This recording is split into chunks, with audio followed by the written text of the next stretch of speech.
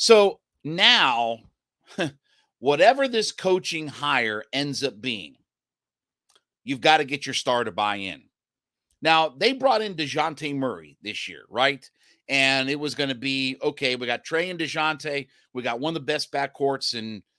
And Trae never really embraced the idea of being a guy that moves around without the ball, right? He's played so much of his career being a ball dominant player that he hasn't acclimated to being a guy, much like a Steph Curry, not being so ball dominant. Well, whatever issues existed between Nate, Lloyd Pierce, Trae Young, all that kind of stuff has to go by the wayside now. Because if Trae Young and the next coach, whoever that person is, doesn't matter really who it is, if they can't get along, because right now Trae Young is looking at most likely his fourth coach in 6 years. Lloyd, and by the way, let's do the math. Lloyd, Nate, Prunty, and then whoever the next head coach is going to be. Yeah, that's 4 guys. You can do the math on that. It's 4 guys for those of you that can't really do math. But he's going to have to buy into what the system is. Or, and I'll say it like this, Trae may not be here. He may be the guy that ends up being the sacrificial lamb and all of this stuff. Because I don't think that they are going to put as much into what Trae Young, like they're not going to go to Trae Young and say, okay, what's the guy that you want? You know, when LeBron, there was that talk about LeBron James early in his career, he didn't get along with Paul Silas and, they had issues in Cleveland and things like that. And they went to LeBron and said, okay, who's the guy? And it was Mike Brown and all that. I mean, that whole falderall, I don't think that's going to happen with Trae Young because I believe Tony Ressler he may get minimal input from Trae Young on who the next coach is supposed to be, but Tony Ressler is his own man. He's going to do what he's going to do for the franchise. And I think he wants to make a big splash. That's why I think it may be a Quinn Snyder because he's arguably the best coach that's out there on the marketplace. And he's a name and he's got Hawks ties and all that kind of stuff. But whatever that coach is, Trae's going to have to buy in to what this system is. He's still your star. He's still your superstar. He's still a supermax money kind of guy. And by the way, those guys are not easy to move. First off, you can only trade and you can only add so many supermax or max players to a roster when you do it through trade. You can sign all of the guys that you want to that are your own players to max deals and supermax deals and all those kinds of stuff if they qualify for it. But you can only trade so many of those. You can only have a roster that involves trades of so many of those guys. So you don't have the same freedom and flexibility to just move them wherever you want. And let's face it, we're talking $46, $48 million over the next few years. We're talking big time money, big time numbers against the cap. But obviously they want all of this to work out with Trae Young. They traded for Trae Young. They have all the supermax money invested in him. He's the star player. He's one of the, certainly one of the special athletes in this town. He's captured the imagination of Hawks fans and NBA fans and, whatever his faults and stuff are, no doubt about it.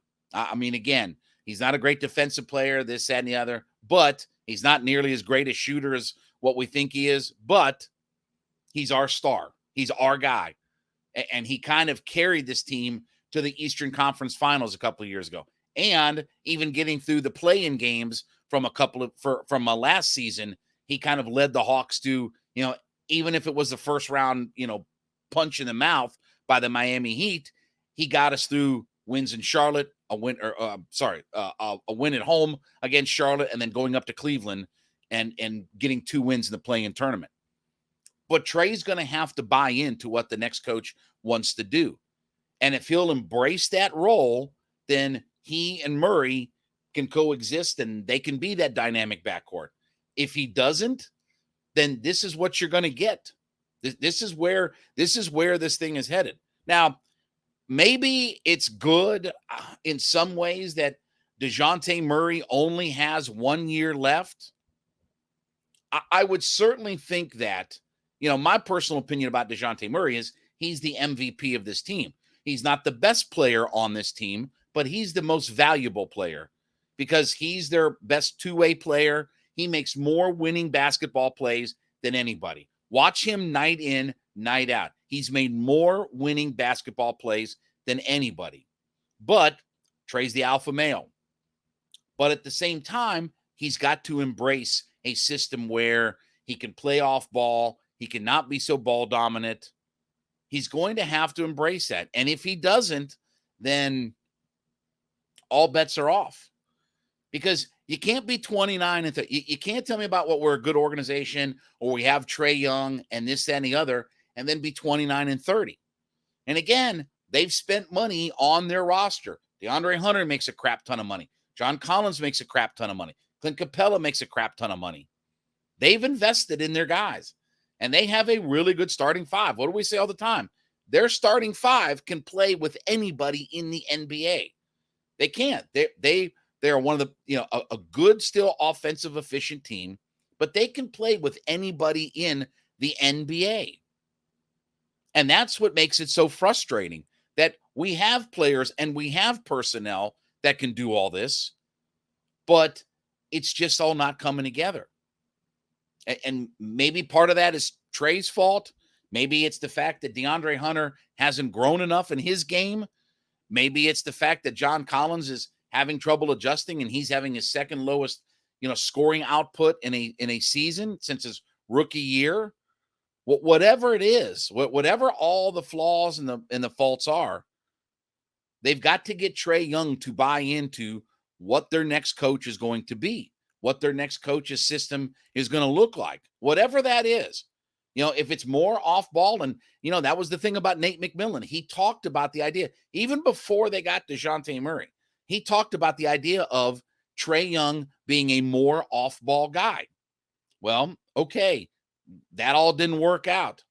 So either Trae's going to embrace it, he's either going to embrace the new system, or there's probably going to be some roster changes. And it's not going to be an easy thing. So at some point, our star and our head coach have to get along, and they have to embrace one another. The coach has to embrace Trae Young and what his skill set is and what his limitations are. And Trae Young has to buy into whatever coach in his system is coming in. It's definitely going to be something very interesting to watch the dynamic between the next guy and Trae Young. We'll see what happens with all of that. I want to talk about my friends over at Built Bar. Listen, go to Built.com today, right? You're looking for those snacks, low carb, low sugar, low calorie, but high protein, right? We're all trying to get a little bit healthier for the new year. Built Bar's got you covered, right? Whether it's the protein-infused marshmallow puffs, whether it's your traditional protein bars, most of Built Bar's products are 130 calories, 4 grams of sugar, and a whopping 17 grams of protein in them. So now, besides going to Built.com, if you want to go the brick and mortar route, you can go to Walmart, go to the pharmacy section, get your box of Built Bars there, or you can go to Sam's Club now and get your box of Built Bars. So whether you want to go the brick and mortar route, whether you're going to want to go to the online Built.com, application way and buy online, we've got you covered at Built Bar. So you're looking for those low carb, low sugar, low calorie, high protein snacks, go to Built.com today or go to Walmart and Sam's Club and get your box of Built Bars there.